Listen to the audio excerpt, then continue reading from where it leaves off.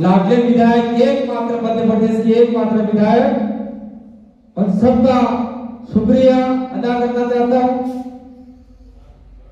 ये तो जिला अधिवेशन आपका रतलाम का हो रहा है, उसमें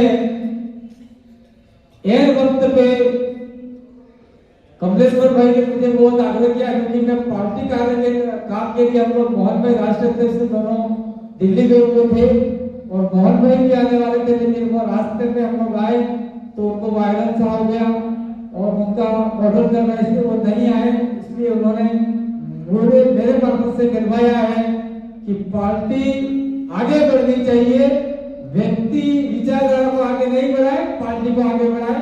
यह आदिवासी का और परिवार का भी विजन था, भारत आदिवासी पार्टी का भी विजन है।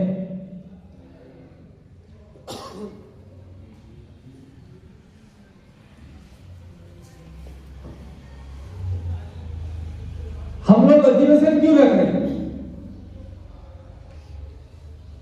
ये बड़े बड़े होर्डिंग लगाए, ये होम बुक करवाया, और भारत आदिवासी पार्टी तो करेंगे भाई, उसके पास पैसा नहीं है, ज्यादा पे बैठ के चुनाव लड़ने वाली है।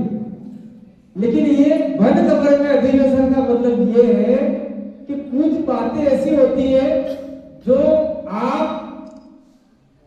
पत्रकारों के लिए, आम लोगों के लिए ठीक नहीं होती है।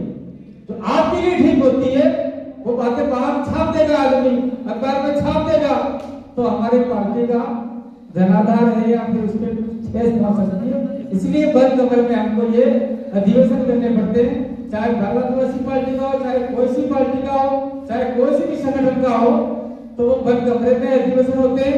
उसमें कोई खराब काम कर रहा है तो उसको बता दिया जाता है, कोई अच्छा काम कर रहा है तो उसको वाहवाही दी जाती है।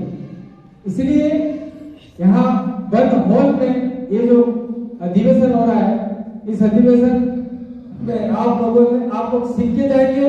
जितने भी वक्ता काम की बातें बोले वो काम की बातें अपने घर को लेके जाएंगे, और जो आपको थोड़ी सी खराब लगी है वो इसी हॉल में छोड़ के जाएंगे, ताकि अगली किसी की बैठक हो तो वो सारी निगेटिव बातें उसके अंदर चली जाए, अपना ऐसा छूट जाए।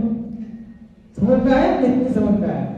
कोई मतलब बातें अच्छी नहीं लगी तो बातें यही छोड़ के जाए।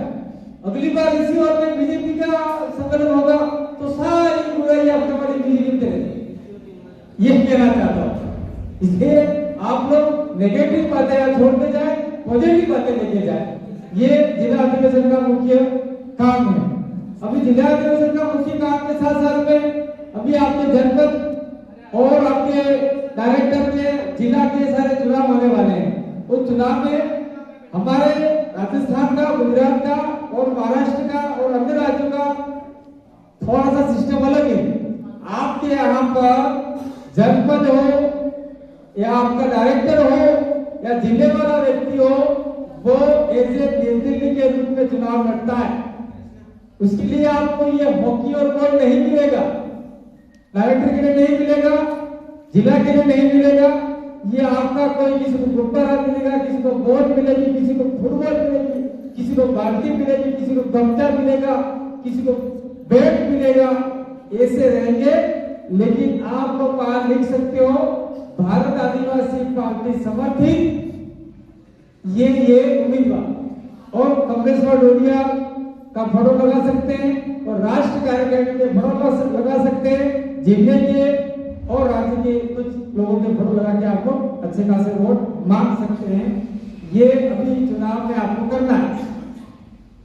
और मान लीजिए कोई मेरा चहेता है, मेरे अकेला का फोटो लगा दिया, कमलेश्वर का विधायक का नहीं लगाया, आपके विधायक का, चंदू मेरा जिलाध्यक्ष का नहीं लगाया, और आपके प्रदेश कार्यकारी अध्यक्ष का नहीं लगाया, अध्यक्ष का नहीं लगाया, मोहन भाई का नहीं लगाया, मेरा अकेले का लगा दिया, तो फिर ये पार्टी में टूटाव जैसा होता है, पार्टी में बिखराव जैसा होता है।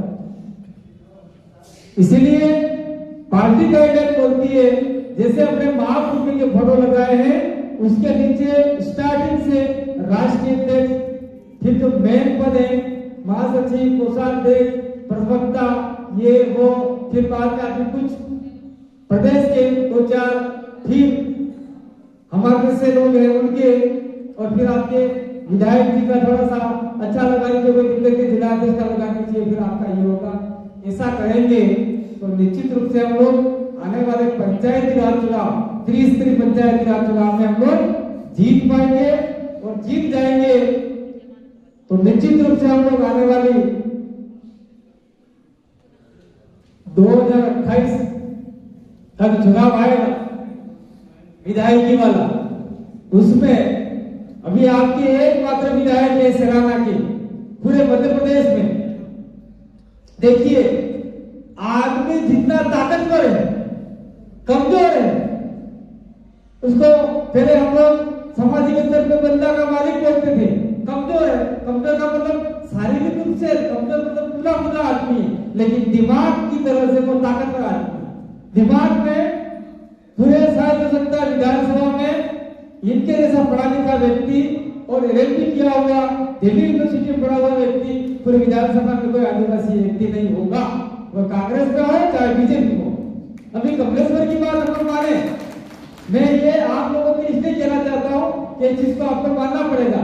अभी कमलेश्वर की बात आप सुनो, वो उनके घर बैठे बैठे बैठे पूरे मध्य प्रदेश के जितने भी विभाग हैं उन सारे विभागों में प्रश्न पुटअप करते हैं, और उनके देखो आज इतना धक्का हो गया होगा लेटरों का। एक लेटर तो भेजा, उसकी ओसी निकाल के रखते हैं। लगभग हर विभागों में उन्होंने प्रश्न पुटअप किए। एक दिन मैंने उनको देखे थे, अरे कमलेश्वर भाई ये क्या कर रहे हो? तो यार मैं समाज की ओर से जुड़ा हुआ व्यक्ति हूँ, तो मुझे ये काम करना पड़ेगा। पार्टी का भिखारी कर रहा हूँ, लेकिन समाज के मुद्दे जो उठाने वो उठा रहा हूँ, और सारे लेटर मैं इकट्ठे कर रखे हैं। तो ये मैं उनकी बड़ाई नहीं कर रहा हूँ, बड़ाई इसलिए कर रहा हूँ कि ये एक विचारधारा से निकाले हुए व्यक्ति हैं और उन्होंने संघर्ष किया और जाके विधायक बने, और उनके कहने के आधार पर, सवाल उठाने के आधार पर लगभग मध्य प्रदेश के सेलाना विधानसभा क्षेत्र जो पिछड़ा हुआ इलाका है उसमें उन्होंने 250 से ज्यादा नई सड़कें स्वीकृत कराई। पहले वाले विधायक कहां सोए थे?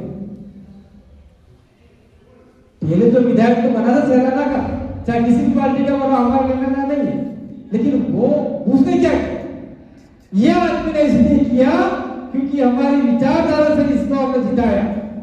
चाहे वो विचारधारा जहेज की हो, चाहे आदिवासी परिवार की हो, चाहे फिर प्रदेश मुक्ति मोर्चा की हो, चाहे आपके आदिवासी छात्र संगठन की हो या विधानसभा मोर्चा की हो, इन सब ने इनको जिताने का काम किया।